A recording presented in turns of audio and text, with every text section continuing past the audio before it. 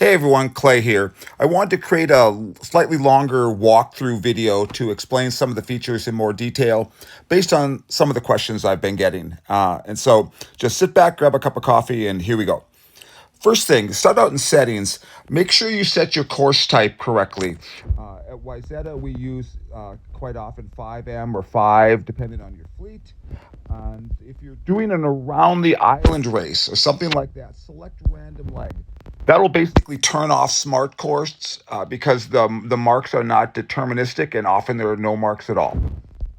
But for us, normally we're at 5M, so that's what I'm going to do. Make sure your speed is set to knots, like that. And then put your team name in.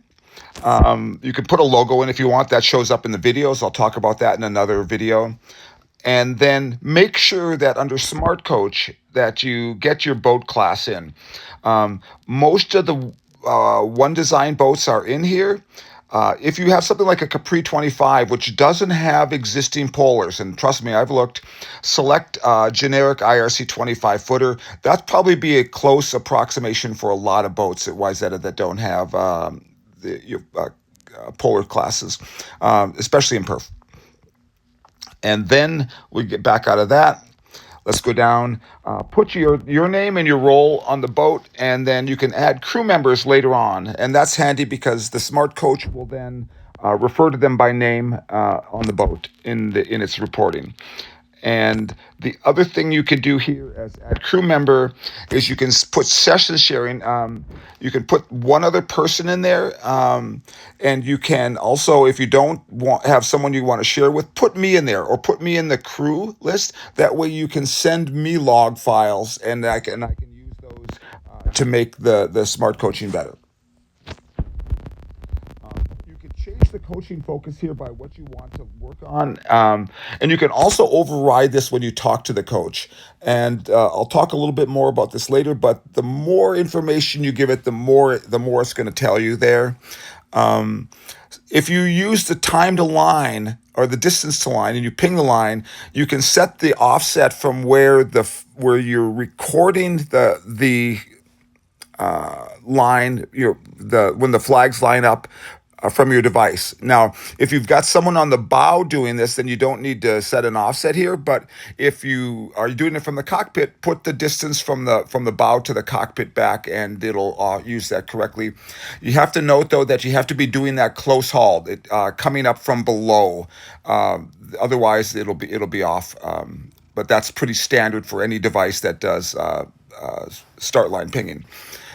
You can set the maximum race duration. This will automatically turn the recording off if you go longer than that. The recording is battery intensive, so that's a handy checkpoint there. But if you're diligent about it, you can turn that off. And then that's really all you need to set here. These are other settings we won't talk about. Now let's go to the logbook for a second. No, let's go to record. We'll go to record here. One other thing here is that everyone kind of understands how this works. This is a kind of intuitive little timer for the start, and you can ping the boat and the pin ends, and it'll give you distance to line. You can also reping that just by pressing it again, and it'll hit it again, just in case they move one end of it or your ping was off. The other interesting thing here is that if you want to set the timer to start at when your race normally begins, let's say like J70 start at 6:15 plus 6, so that's 6:21. You can actually go and put a fixed start in here, and then you can set the actual timer here. This is a 24-hour timer, so remember, if it's PM, you have to go all the way around and set it to 18:21. But if you did that, this is going to be the start time for the J70s, and then you can just say go, and then it'll give you a little countdown timer, and it'll say how long it's going to run before then. It's actually not using the GPS yet. You can actually see the GPS timer is going to start 3 minutes before, so it doesn't drain your battery while it's doing that. So let's cancel that. Let's go back to racing. Now let's go over to the logbook, and we're going to pull in a race here.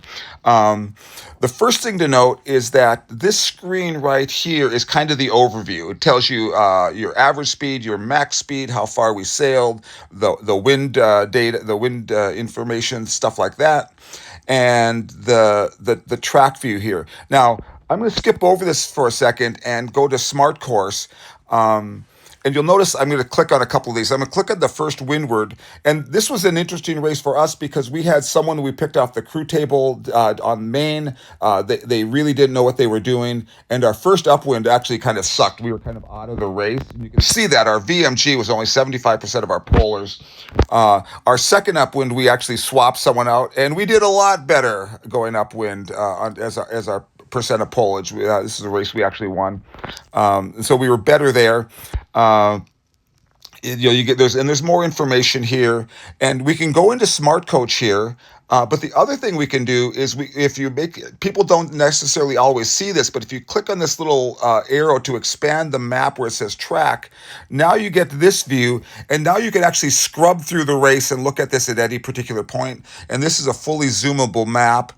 We can also rotate the types of what we're looking at here.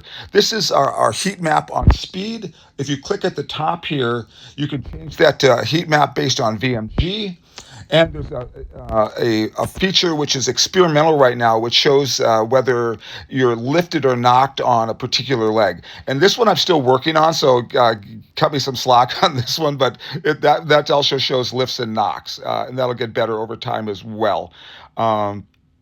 And we can invoke the coach here by clicking on the coach button, and it will actually start talking about where the boat is on the track, but you can override that any way you want simply by coming down here and asking a more direct question. And again, the more information you put in there, the better it's going to do for telling you what's going on there.